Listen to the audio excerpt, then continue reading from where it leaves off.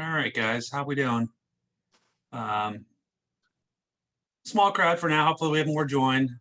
Just to let you know, Bruce is sick and will not be joining us today.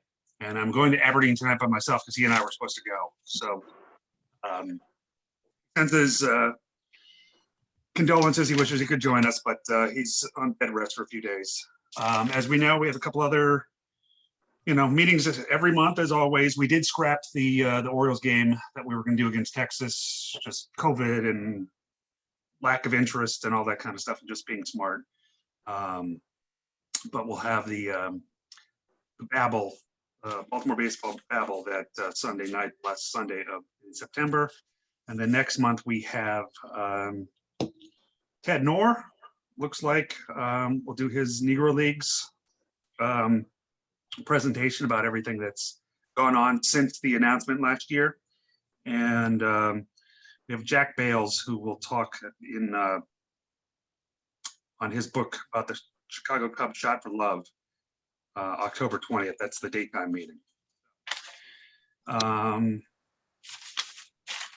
not sure when the next chop is coming out, but some of you guys actually contribute regularly. So if you have articles, send them to Ruth. And I guess that's about it. Jeff, I'll see you at the Orioles game tomorrow. And I'll turn it over to Tom, who's joining us from down in St. Mary's County, Maryland, and let him take it away, and I'll be here. Thanks, Pete. I'm going to share my screen. Let me know if that's coming in okay, and if you can hear me audio just fine. Sounds good. Yes, fine here. Yeah, it looks great. Superb. So this is a 50-year way back presentation for a team that's known for a couple things. So those of you who may have memories or knowledge of the 71 Orioles, feel free to chime in at what seems to be an appropriate place in the presentation, because there is much more to them than I have here. This is a distinct focus on a couple of things, but it's here to say we know the 71 Orioles for some things, and maybe we should know them for something else. And so that's where I'm going to go with this, and you follow along. There'll certainly be a lot of Q&A at the end. But again, if you see something in the middle that you want to say, hey, I've got a good point on that, then please bring it up. And so let me get the thing to click here. The 71 O's, they won 101 games. That was actually an off year compared to 69 and 70. But they were the AL East champs for a third straight year. They swept the Athletics in the playoffs for the third straight year. In fact, the Orioles dynasty of 69, 70, 71, they never lost an American League Championship Series game. They went 3-0, 3-0, 3-0 in those back-to-back set of years. They won 3 AL pennants, but we all know that the 69 O's got upset by the Mets. 70 Orioles won, and the 71 Orioles went down in 7 to the Pirates. And even though there's much to be said about the Orioles dynasty around 1970 era, the 71 Orioles are most famous for one particular thing. And that would be they had 4 20-game winning pitchers, which has not been done in the 50 years since. And given the changes in the game, I suspect it may never be done again unless the game changes dramatically. In fact, does anyone know if there's any other team in Major League history that had 4 20-game winners? White Sox did it. The Chicago White Sox in 1920, the year after they threw the World Series. Of course, the finality of the judge decision didn't come out until almost the 1920 series was finished. They were 4 days away from the end of the season. The court case went public.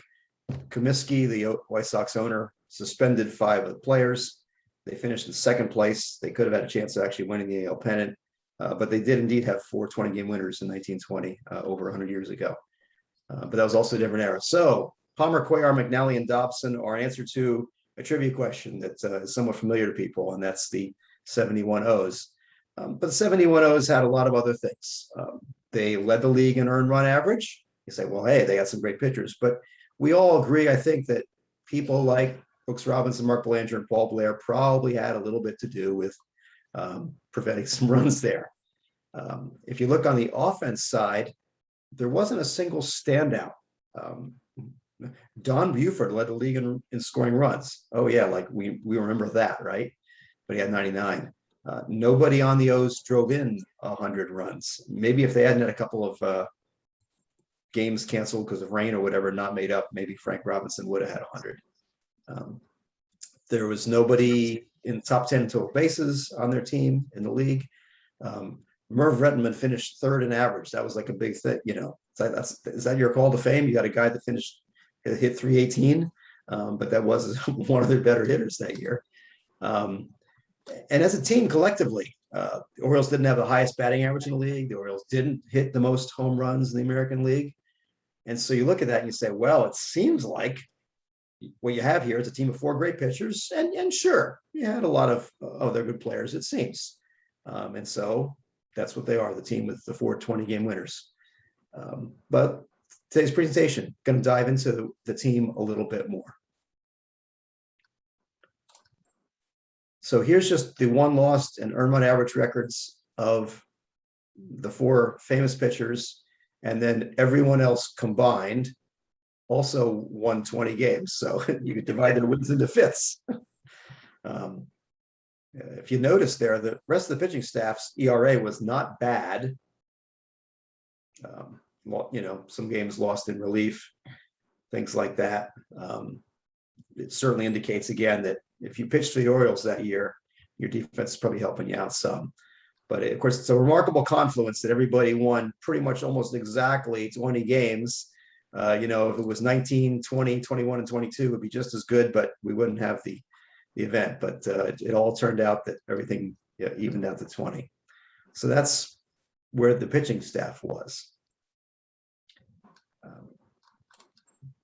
If you look at the team as a whole compared to the American League, the Orioles scored many more runs. In fact, they led the league in scoring runs, which is the design of your offense. 119 more than the average team in the AL. They also led the league in preventing runs, allowing the fewest, 93 fewer than the average team in the American League. Well, you say no wonder they won 101 games. This is a feat that about one time in 6, some team leads the league in both run scoring and run prevention. Interestingly, the LA Dodgers have done that now 3 years in a row, 2018, 2019, and 2020. And they may do it again in 2021, 4 years in a row, which would be the first time anybody's done that since the Gary DiMaggio Yankees in the 30s. But obviously, this is a team that was just good at both. Okay, so they're a balanced team. Excellent. All right. So it's not just 4 pitchers. Let's look back at their position players on the lineup. Some of you who are old-time Orioles fans may remember a lot of these names. The way it shook out in 71, their infield was certainly steady. Robinson, Belanger, and Davey Johnson played most games. Down at the catching spot, you pretty much had a 50-50 platoon between Elrod Hendricks and Andy Etchebarren. And the other 4 spots were manned by 5 guys who just rotated in and out. You know, while Buford usually played left and Blair usually played center, Rettenman would give each of them days off. And then Frank Robinson would occasionally go down to first base and spell Boog Powell, or if Boog was hurt for a little bit. And so what you had was 8 players that played virtually every day. They all looked like full-time players. And then between the 2 catchers, you had a 9th full-time player, if you will, by combining them for the 8 positions. And pretty much there wasn't many guys on the bench. These players listed here, 14 in total, 12 were 8 primaries, and then the other backups were pretty much the guys who were on the field for the Orioles day in and day out. it's interesting if you look up their playoff records. Paul Blair was the one who actually sat the most in the playoffs. Buford sat a couple games, Rettenman sat a game or two.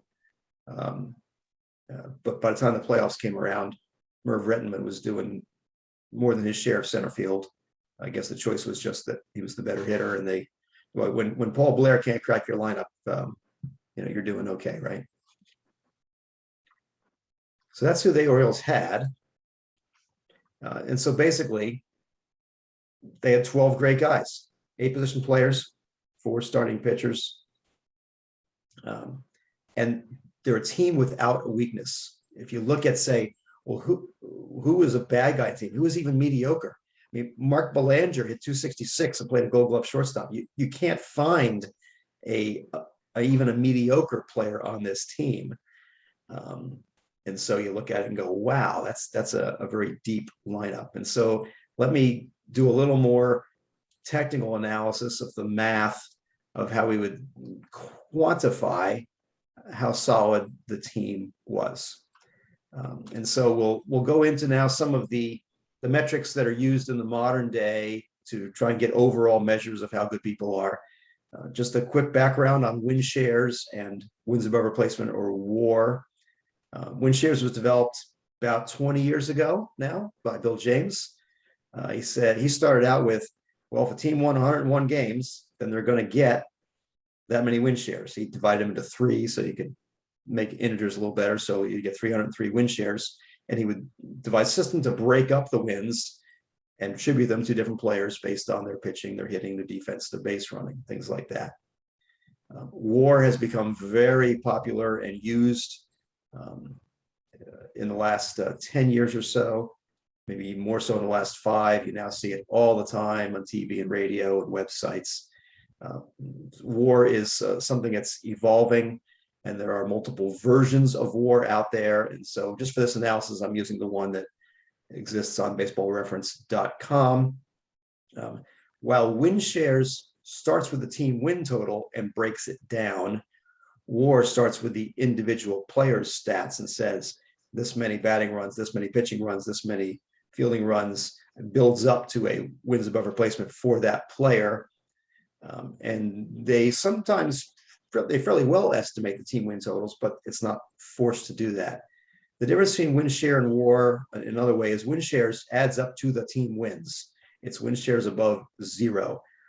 WAR, if you had a team with a 0 WAR, they would still win some games. Something like your expansion Mets or one of those terrible Tiger teams some years back. And hopefully, if the Orioles get any worse, they may get to I'm not sure if the Orioles have any pitching WAR in 2021, because when your team ERA is about 6, that's pretty close to replacement level. And so they're a little different like that, but I drew up 2 metrics, or I'm using 2 metrics to get a good comparison and not base everything on one of them. We'll see that in this case, the 2 compare fairly reasonably, and we're going to get about the same conclusions. So win shares and WAR. And so when we get to the next slide, we're going to look at it and say, hey, wait a minute. I thought the 420 game winners would be the 4 of the best guys on the team. And that's not so. You'll think, well, how can a guy who won 20 games not be one of the most important players in his team? Well, again, so look back. The team as a whole was a little better at scoring runs than preventing runs. So you do have to give a good deal of credit to scoring runs. Secondly, if you look at the pitching staff, some pitching staffs are excellent because they strike everybody out, so they can't get on base and they can't score. This was not really true of the Orioles. They had great control. Earl Weaver certainly preached that, and the pitchers pitched it, and they stayed healthy. But they were relying on the ball getting in play and the defense doing really good things with the ball, which is what their defense did. And so some of their run prevention is not just attributed to the 4 pitchers. It's attributed to some of the men that we knew of great caliber playing positions on the field. And so I think that's going to give credence to some of the conclusions we write. I'm going to put up a table here. We can look at this table for a while.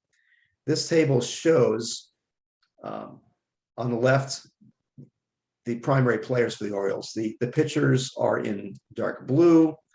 The catching platoon at the bottom is in red, and all the other position players are here. I just colored in the amber the four men who won Gold Gloves for the Orioles in the 1971 year. Davy Johnson isn't thought of as quite the same breadth as Robinson, Belanger, and Blair, but he certainly was a good defensive second baseman. And here, this is how many win shares each of these players achieved in 1971. I took Bill James's win shares and divided it back by 3 so that it would be directly comparable to WAR. And so we can see by win shares, and the next column gives the rank on the team. Win shares says Merv Rettenman was the most valuable player on the Orioles team that year. Don Buford, a very close second. And then you've got Brooks Robinson, Davy Johnson, and the others are down here. You'll see that, well, the catching platoon were the 13th and 14th best players on the team. Well, it's because they each only played, about half the season. But here you have the 12 best players. And then WAR, you see the very similar kind of thing. Again, the numbers are slightly lower because WAR is above a replacement level, not 0. Win shares are above 0, but the magnitude is slightly lower, but the differences are about the same. WAR sees it a little differently. It says, no, Brooks Robinson was actually the best player on the team. WAR gives a little more credit to his defense than win shares does, with Rettenman a close second, and actually Buford was third. But you look at all these and you say, the conclusion is, well, their 420-game winners were good players. I mean, these guys would be stars on most teams, but on this team, yeah, they were just kind of there. Jim Palmer, who had the best ERA, was very valuable, and the others were reasonable. If you ask the most valuable player voters who voted in 1971, they didn't reach that conclusion. Many of them put some of the 4 of Orioles pitchers in the MVP voting, as well as some of their hitters as well. But you look at these two, and you kind of conclude that, well, with some of the Orioles bats, Rettenman, Buford, Robinson, maybe Davy Johnson were the best players on the team. But I don't think anybody today would say, oh yeah, Davy Johnson, he was the 1971 Orioles big gun, and so was Buford and Rettenman. And so this kind of gives a numerical look at a number of things. How solid the Orioles offense was, how stable the Orioles offense was when it's fairly consistent that Paul Blair is your 11th or 12th best player on your team. And Paul Blair had a decent year with the bat that year and played his normal Gold Glove center field defense. You could say you feel pretty good about your team, but Paul Blair is the 12th best guy that you're putting out there.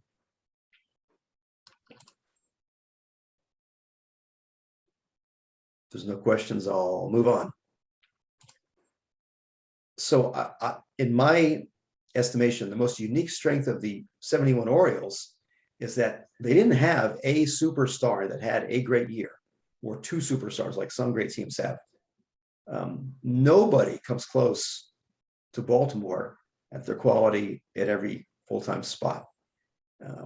How would I measure this to make that claim, to substantiate that claim? So what I'll do is I'll just use win shares for now, even though you could use either one. I'll go find on every team in 1971 who the 10th, 11th, and 12th best players on that team were. All right. For the Orioles, we're going to have Dave McNally, Mike Cuellar, and Paul Blair. They were the 10th, 11th, and 12th best players. Compare the Orioles' 10th, 11th, and 12th with those of everyone else and say, well, okay, how does that look? Well, we've got a graph coming up next, and this will show, just in graphical form, there's the Orioles, and then there's every other team in the major leagues. Every other team in the major leagues had somewhere between 19 and 39 win shares, for an average of like in the high 20s from their 10th, 11th, 12th best players. And the Orioles, the difference in the Orioles and the second best team is almost like the difference in the second best team and the last best team. Their 3 guys, they had 3 very solid people that weren't their 9 best players on their team. And it's just amazing how big the difference is between the Orioles and everybody else. Um, And if that graphic doesn't show it to you clearly, let me just pull up something that's just compares the 4 playoff teams in 1971 with each other. So what I did was I ordered the 12 best players on each team from number 1 to number 12, and I put them by their teams. And so the Orioles now are in the blue with the diamond icons. And so their 12 best players went from 27 down to 15 win shares. You can see that the Orioles' number 1 player is the worst of these 4. Well, the Orioles didn't have Willie Stargell, who had a great year for the Pirates. They didn't have Vida Blue, who was amazing for the Oakland A's in 1971. They didn't have Bobby Bonds. And their second and third weren't necessarily any better than the other guys. And all these other teams, the reason they made the playoffs was because they had 1, 2, 3 really good stars. By the time you get to 4, the Orioles are pulling ahead. And after that, 5 through 12, the Orioles just dominate this chart, as is pretty obvious. They were just that much better in their depth than everybody else that they were playing, which is why they wound up with such a good team. If we had looked back at the 1969 Orioles or the 1970 Orioles, we see that they did have a couple of superstars, which is maybe why those teams won 109, 108 games, a little more in the 71 O's. But this is just another way to show the remarkable depth. And so, again, what I'm going to say is, all right, this team, remarkable depth and starters, better than anybody else. It's like, okay, well, that was 1971. Did that just happen to be an odd year? Or is this true everywhere? Can you say the Orioles were historically better than everyone else at their position players? I said, all right, let's go find some of the best teams ever to show up in Major League Baseball. I didn't look at the 19th century, so we're only going to look at the 20th century here. And I'm just going to pull out the teams that had the most wins. Many of you are very familiar with these teams. I didn't pull all of them out, but virtually everybody's got a ton. I mean, the 01 Mariners, of course, we know they tied the record for most wins in a season. I think we remember the 98 Yankees really well. I'll take the other 2 Orioles teams that were right by for comparison. The Maris Mantle Yankees of 61, the DiMaggio Yankees of 39 that won 106, the Murderers Row Yankees of Ruth and Gehrig of 1927, the best of the Honus Wagner Pirates teams in 1909, and then the famous Tinker to Evers to Chance Cubs in 1906 that has the best winning percentage of any team in Major League Baseball history. So surely let's look at these teams and compare them with the Orioles and say, let's find the 10th, 11th, and 12th best players on those teams, and we'll see how that compares to the 71 Orioles. Okay, let me give you another chart. So here we are. The way to read this chart, on the right in the red, team wins. This is how many wins each team had. And so we can see that the 71 O's, while 101 wins is really good, it's not quite the same as the stacked deck that we drew here of teams that won an incredible number of games, anywhere between 106 and 116. So they're the fewest in the wins. Well, if we look in the blue on the left side, adding up the win shares of their 10th, 11th, and 12th best players, we see that, well, even the 69 and 70 Orioles, well short of what was in 71. In fact, everybody falls well short of the Orioles' 10th, 11th, 12th best players, unless you go all the way back to the 06 Cubs. They are the one team about which you could say, well, they had 12 guys, and even their number 12 guy was slightly better than the O's. The 06 Cubs, let me just pull a chart out for them distinctly, the 06 Cubs. There are some pretty famous names in there. What I'm doing here is I'm ranking the players on the team from win shares 1st to 12th. Same with the Orioles here. So Three Finger Brown had an amazing year in 1906. So did Frank Chance. Their 3rd best player was Harry Steinfeld. Does anybody know anything about Harry Steinfeld?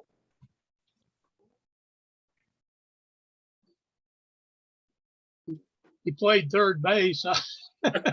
Okay. Yeah. there used to be a trivia question that was pretty popular many years ago. Yeah. Was who was the third baseman in the famous infield of Tinker to Evers to Chance? That's the only reason I heard of Harry Steinfeld for much of my lifetime. But he actually was a darn good third baseman, as you can see here. The White Sox other pitchers all did really well that year. Feaster and Rulback and Lundgren. And they had a strong up and down lineup. And their shortstop Tinker was their 12th best guy. And so, all right, so if you go back to the 06 Cubs, which is a totally different era with, some dominant teams and some horribly weak teams, can you get something akin to what the 71 O's had? And you can obviously see the strength of the 06 Cubs was their 12th best guy was a little better than the O's 12th best guy, but really it was the fact that they had three real superstars that year. Three Finger Brown, I think his ERA was like in the low to mid ones. I mean, it's just absurd numbers. Frank Jantz got on base all the time. So that's how those two look. And so what do we have in the end? Gentlemen, what I'm going to propose is the thing that the Orioles are most known for. Oh, they had the 4 20-game winners, the 71 O's. Yes, famous. I would put forth to you that the 71 Orioles should be known as, it doesn't quite click as fast, it's not as pithy, but this is the most balanced set of starting players ever in a Major League Baseball field. There's this team with no weaknesses, at least the team with most no weaknesses since Cy Young retired, or in the last 100 years or 110 years, or however you want to say it. This team was a perfect, complete team. And that's how they dominated the American League. So what do you all have?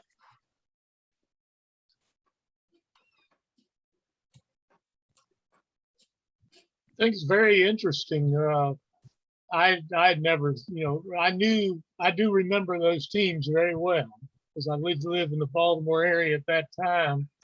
And I never really thought about the balance in that way, but I did always think the Orioles had a consistent lineup compared to other teams in the league and in baseball during those years. But I never really thought about it. What your main point here is, I guess, that it was the most balanced set of starting players. Okay, but because I'd never seen it compared to other teams as you did. Obviously, the starting pitchers, you have to do one thing really well to win 20 games. You have to stay healthy. And these 4 guys certainly stayed healthy virtually all year. And you have to, you can't win 20 games when you're on the disabled list. So they ought to get credit for that, right? I have one question that I might ask. It's not directly about your presentation, but it of course comes up in it, and it's something that I might as well ask here, since probably a few people, including you, Tom, may be able to answer. I never claimed to be an expert on win shares, but what if a player plays in part of a game that is a win, but not like say they play 3 innings? Do they get credit for that win? The credit is distributed not by the individual game win, but it is credited to the number of wins at the end of the year and the statistics accumulated. And so you can earn a win, you can earn part of a win share in a game that you lose if you did a lot in that game, for example. What if you didn't play at all? Then you have nothing. Yes. Okay. Hey, Jeff. I know most of the players that were on all 3 of those Oriole teams say the 69 team was the best of the 3. That's interesting. Not the 70 team, huh? No, even Brooks Robinson, in several interviews, he said the 69 team was the best. That's interesting. I don't know. He doesn't have any statistical right. No, but that's how they feel. Yeah. You will have to admit, if someone says, you could propose, hey, the 69, 70, 71 Orioles, maybe the best dynasty of all time. Oh, okay, it's a reasonable argument. But someone can go back and say, well, it is easier to win 109 games in the first expansion year, which was 69 was, right? Right. We had the new teams. And so some leading win totals tend to go up and some players' stats go up. Would the Orioles have won 20 games each if they were still back in a 10-team league instead of a 12-team league? So. And the funny thing is that Brooks Robinson hit 234 in 69. It was off year for him. Yeah. But for some reason, I always remember that he hit a lot of warning track fly balls that year. Mm-hmm. I remember that year, and then ever since then, I always go back to that. He hit a lot of warning track fly balls for some reason. Well, sometimes it happens. Yeah.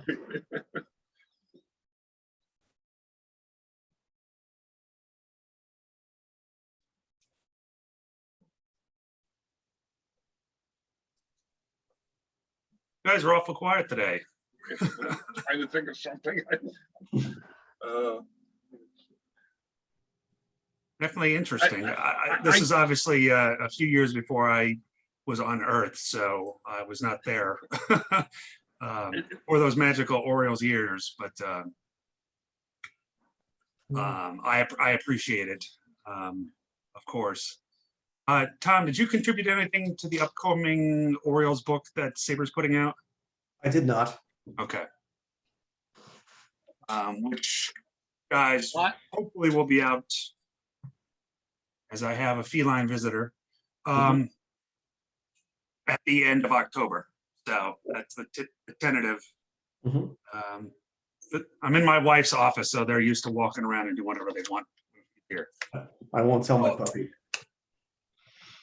There you go, buddy. I don't have I mean, I've got plenty of things I could look at, but I don't have it in front of me. What did Pat Dobson do after 1971? How did his career go? I can look that up too. I do know that. Where did the Orioles get him from? Was he with Cleveland before the Orioles or after the Orioles? He was in the Earl Williams deal, wasn't he? With Atlanta. Yeah, maybe. I do know this. Pat Dobson looked a lot better when he was on the Orioles than when he was anywhere else. And so you have to say a little bit of that was people like Blair and Belanger and Robinson. And he actually had a much better year the next year, even though he had a losing record. His ERA was much lower. So I didn't put this on the slides. If you look at the 1972 Orioles, and if you take, let me go back to the pitchers slide here. The same four starters pitched most of 1972. And they stayed healthy in 1972. And their cumulative earned run average in 1972 was actually lower than 1971. But the Orioles' bats collapsed. Yeah. They just collapsed. And it was also a tough year for hitters. Hitters weren't hitting here. But all these guys, Palmer won 20 games, I think, and everybody else, it was like, well, what happened? I'm still pitching well, but I'm going 14-12. Well, guess what? I mean, if Don Buford, hit like 220 and retired or something, it was like just things all fell apart. And you go, well, without support and cast, you ain't going to win 20 games. How about that? And they finished third or whatever. Yeah, plus it was a strike year, so it was not a complete season. Right. You lost about 7 games off the schedule. Like that was the year that the Red Sox lost the division by a half a game because they Tigers took them by half, which didn't really matter. I think the Oakland A's would have crushed either one of them anyway. Pat Dobson was a longtime pitching coach then later too. Yeah. Even with the Orioles. I always think of those teams as rather consistent in their personnel. I know, Al Bumbry, when he came on, I believe 1973, that was he was a big contributor that had not been on the previous teams, but I was thought, year to year, like several clubs in that era, but none that were as good as the Orioles. Well, maybe a couple like the Cincinnati or someone like that, but rather consistent in the personnel that won those championships or came close. Yeah, and when you had a park like Memorial Stadium, where it was not too easy to hit a home run, and you had a defense behind you, the coach would come out and say, look, guys, throw strikes and we'll be okay. Don't walk players. And that's what the Orioles did pretty well, was they didn't walk anybody. Their batters, on the other hand, a lot of them did have good eyes. And if you look at the Orioles stats in 71 and say, what thing do they do much better than the others? One of the things would be they just got a lot more people on base than they let on base for their opponents. And when that happens, you're going to score a lot more runs than they do. So Another amazing thing about the 72 Orioles, Mhm. they had 11 pitchers on the staff for the entire year. Mhm. Only 11 pitchers pitched for the Orioles that whole year. Consistency, staying healthy. It's pretty good. Yeah. I think this year's team might have about 30 pitchers that have appeared in games. And so, yeah, sometimes 10 of them play in one game, right? Yeah.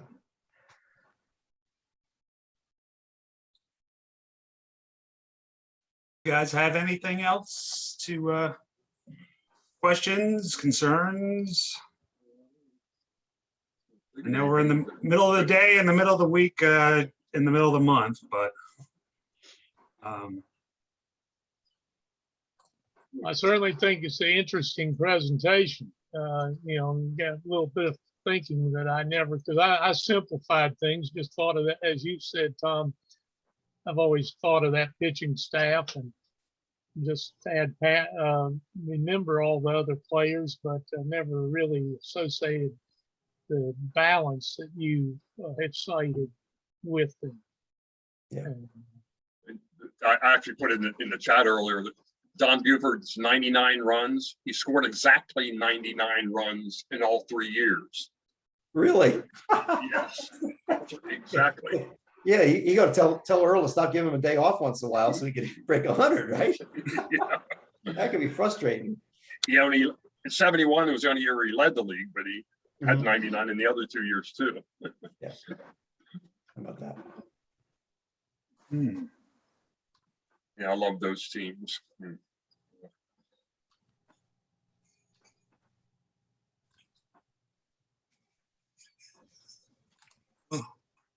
this was a quick one today, guys. Thanks, Tom. Obviously, hopefully you can do something similar, presentation at next summer. I don't know if they're taking those yet or not, but No, you're right. If people have ideas of how the presentation could be enhanced so that it might be palatable to the larger SABR audience at a more formal presentation, I'm all ears, because so far when I put in abstracts, as they call for, so far it's always been other people that get selected, so I haven't had a chance to present at a SABR convention yet. And I was kind of hoping, because this was the 50th anniversary, hey, you got to have something on the 71 Orioles, right? And I probably wouldn't be the only one who would put something in about that. So we'll see. I think we were already planning on the 70 Orioles reunion for the 50th. Right. Last The only year. things I can think of, Tom, and of course, nothing, I would just no way critical of anything he's done, because it's been great. If you ask for other things, and I know time always comes in as a factor during these presentations at a convention, Right. but if you had the time and were able to do it, I believe you did you did a good job of setting this team apart from the teams of the years before and after as Oriole teams. But someone in a SABR audience might bring up some other teams from that era, and you might have the data just to be able to. Sure. Yes. Yeah. I would want to have a bunch of backup data there at my side to be able to answer those kind of things. You're right. That's a good input, Francis. Thanks. Yeah, I see, because I've been there I've given a couple of presentations. And of course, I talk slow with a Southern accent or Southern drawl, but Not a New Yorker. time goes quickly for me. Yes, it does. Yeah. And I always thought that, you might, somebody might pop up with, well, what about the 1967 Red Sox or something? Right. Yeah. Yeah. Uh-huh. Also, I don't know if you mentioned, those 1906 Cubs also lost the World Series. Yeah. Yes. Yeah. Dominance in the regular season does not always mean. Yeah. Um,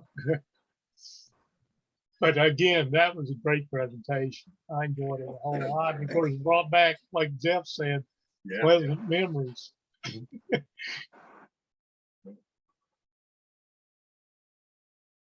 All righty. Well, thanks, Tom, for taking the time. Yes, very nice. I'm actually working at home today, so I'm in my wife's office because she's out of town. So, and her cat keeps visiting because clearly he misses her. yeah. So, he's kind of rude, but that's what cats do. That's right. Yeah. Yeah. So we're all set for next Well, year. maybe the cat was just interested in Tom's presentation. He could be. He's a Baltimore native, so you never know. You guys are welcome to come visit them next year at the convention, since I only live 10 blocks from the Hyatt. Wow. All right. So Jeff's already been here, so he knows what the crew looks like. Yep. So we know we have a couple more weeks. Regular season to be over. I'm actually going up Monday to see the Orioles at the Phillies in Philadelphia. It's dollar hot dog night, so I said, why not? And get as many games in as you can. And I'm taking a road trip the last weekend of the regular season and going to Houston and Arlington. So. Oh, you're driving down there? No, I'm flying. Oh, okay. I'm flying.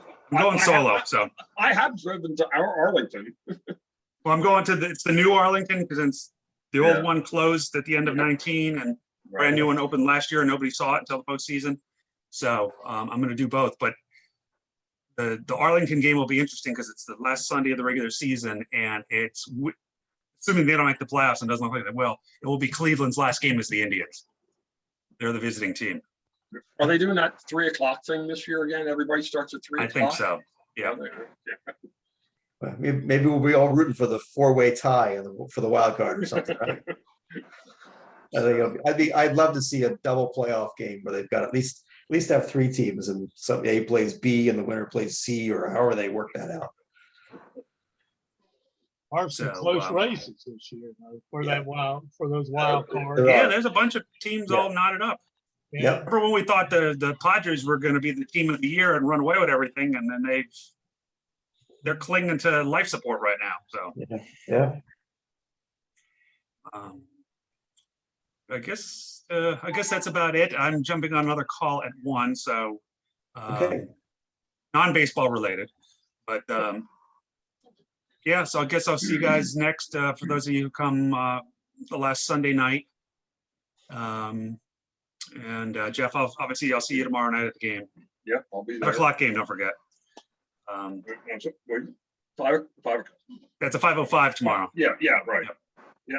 And you might want to remind the people that masks are required in that club level inside. Yeah, you are. Yeah, once you get out in that seat, you can take them off. I'm afraid someone might come without masks. So then they can run to the team store and buy one. Yeah. So, good. All right. Much appreciated, Tom. I look forward to seeing you in person. If not at a DC meeting, then definitely by next summer when this is all I sure hope so. hopefully behind us. So looking to good. Jeff knows this. We're probably going to go hybrid in person and Zoom probably in January, February. Assuming there's not a bad spike over the holidays, we'll do our annual meeting at Peabody Heights. We'll do that in person. Oh, good. On a Sunday. Usually it's the last Sunday in January, but I don't know the exact date because we always juggle with DC to make sure we don't overlap. Right. So, well, yeah, they're on a Saturday typically. Yeah. But other than that, much appreciated. Okay, thanks for And, hosting. obviously join us again. I know Jeff and Francis are pretty much, They're regulars, man. they're real regulars. Um, and we thank Zoom for coming up with this program to give us the comfort of being able to do this all the time. Yeah. Yeah. It's been a rough 18 months when it comes to doing things in person. So Mhm. anybody have any last questions, comments before we buzz off? So So the next one will be 2 weeks from to not tonight, right? the next one we have is just Sunday night, the 26th at 7 o'clock. And that's just random. There's no speaker. We just kind of chit chat. Mhm. I was. Oh yes, okay. I was thinking Yeah, of and then Wednesday. October 6th is our next speaker. Ted Nor will do that one. Yeah. So, and then after the season's over, I think you guys probably know if you read the emails, we have an Orioles Masson broadcaster, Jeff Arnold's going to talk to us in November. And then on December 1st, we have the Orioles and Bay Sox public address announcer. Mhm. So Real good. the Orioles are willing to, work with us and everything, but obviously it has to be in the off season. It doesn't conflict with schedules and all that kind of stuff. People Yeah. are doing things game. So, Mhm. well, hopefully we'll see you all again. Obviously, you know how to reach me if you need anything. And Jeff, I'll see you tomorrow. I should be there by about 4:45. Yeah, I usually get there when the gate opens. Yeah, I'm gonna just ride my bike over from the office, and so, Oh, yeah. Sweet. so it helps us to live a mile from the ballpark. So Yeah. I think if I started now on my bike, I might get there by tomorrow. yeah, Where are you? Where are you, Tom? Lexington Park, St. Mary's County. Okay. yeah, way down there on the peninsula. It's 2 hours to Orioles Park from my place. No traffic. Well, it's closer than me. That's true. I would have Okay. had to leave on my bike about a month ago. Yeah. That's right. Yeah. I'm in Greensboro, North Carolina, Tom. Very Hey good. Tom, are you wearing the DC shirt? Yes, I am. Okay. I didn't go to that convention, but Bruce gave me a shirt, so I it's in my collection somewhere. Sweet. Yeah. So yeah, and apparently he's talking to Scott Bush. All that stuff should be, since they now hired the new community girl. I don't know if you read the notes last week, Courtney something or other. So she's the one in charge of membership and all this kind of stuff. So hopefully by January, all that stuff will be able to register for hotels and everything. Question though, since I'm gonna poll, since you guys obviously come to the convention, seats for the game, which will probably be Friday night because it's cheaper than Saturday, against Boston. Would you rather sit upper deck or outfield? I prefer upper deck infield over outfield. You mean under the scoreboard you're talking about? Yeah, last year when before everything was canceled, postponed, we were getting Utah Street seats. Oh, okay. Yeah, I prefer upper reserve. Yeah. Now we would probably do upper box, upper reserve along the one of the bases. So Yeah. since we're getting like 800 tickets, well, obviously we get a little bit of a discount. Oh yeah, wow. Yeah, that'd be my preference too. Yeah. And I certainly will be coming to the convention. I look forward to that. I liked our seats in San Diego. I know we were on the first base side, right? Yeah. Yeah. Well, I don't care about either side like that, but I mean, right. Yeah, Pittsburgh, we were downstairs for those of you guys who were there. Yes, that's right. Yeah. Actually, I like the San Diego seats better than the Pittsburgh seats. But that's where I've always sat in the upper deck, even back at Memorial Stadium. Yeah. So, yeah, in case they ask me when we start, I can tell you now though, we're not going to plan. The planning committee, which is some of us here locally, and then the folks from Phoenix, they're going to concentrate on doing the analytics conference first. Do that in person. Yeah. And there's going to be a Negro Leagues Jerry Malloy conference next summer too, in Alabama. So those come, since they're happening before us, we're not going to be until late August. So we probably won't start until after the holidays in terms of putting together the panels and all that kind of stuff. Doing my best to get as many Orioles involved as possible. So former Orioles. Yeah, Yeah. I'd rather have former Orioles. Well, with the who knows what the collective bargaining agreement is going to be. Oh, boy, that can really mess things up. For we try to get Orioles and stuff to come to the museum, current team guys and everything. A lot of that stuff counts against the time. The team has X amount of, yeah, speaking time when they do community commitments and that kind of stuff. So, and of course with COVID, everybody stayed away from as much public events as possible. So it's much easier to land alumni than it is to land current players or coaches.